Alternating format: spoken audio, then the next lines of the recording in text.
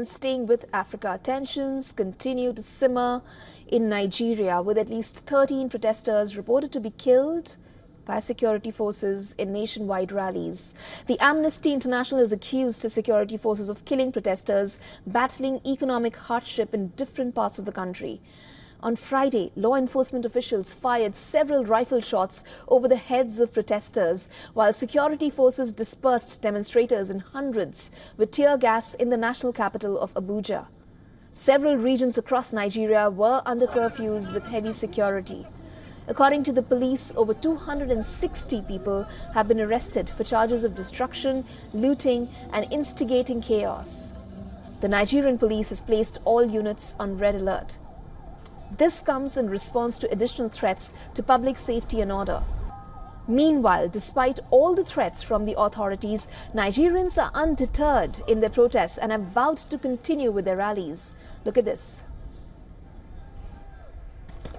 They even used barbed wire to barricade us yesterday, and they still come over the barbed wire again to come and be shooting us with tear gas. So one of them just aimed my eye direct with tear gas.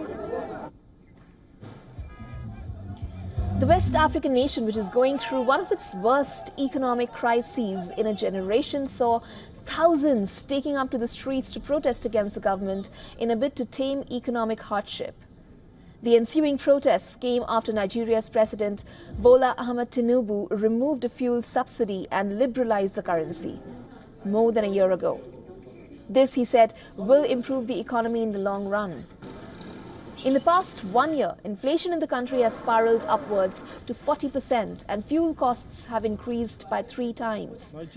Amidst the security concerns are largely looming among many protesting Nigerians.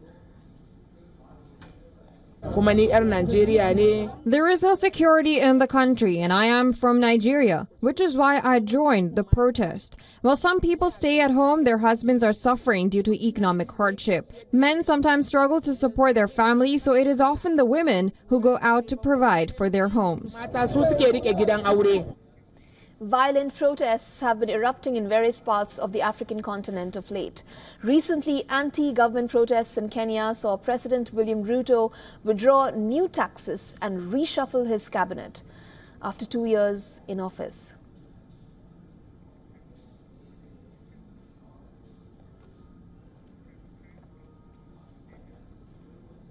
And for more on this, our correspondent Louisa Olani sent us this report. Take a look.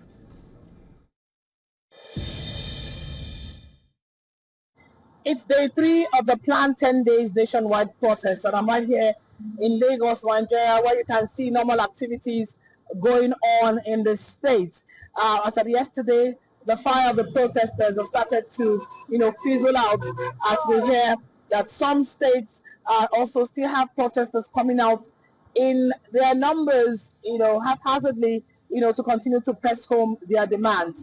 There has been called by some of the people that are at the forefront of this protest calling for an end to the unrest, as the resultant effects that happened on the first and second day, the killing, the arson, the looting, wasn't what was bargained for. Above all, they've called on President Tinubu to at least address the leadership of these agitators in order to assuage them. Fingers are crossed if these agitators will be able to hold on to the 10 days of rage that was so proposed from the very first day. So far, hundreds have been arrested, deaths have been recorded. We've heard international bodies calling for probe into these killings. All of this is, as the people of Nigeria try to press home their demands for better governance, improved living condition, and better life for all. From Lagos, Nigeria, Louisa Olani, WION, World is One. For all the latest news, download the WION app and subscribe to our YouTube channel.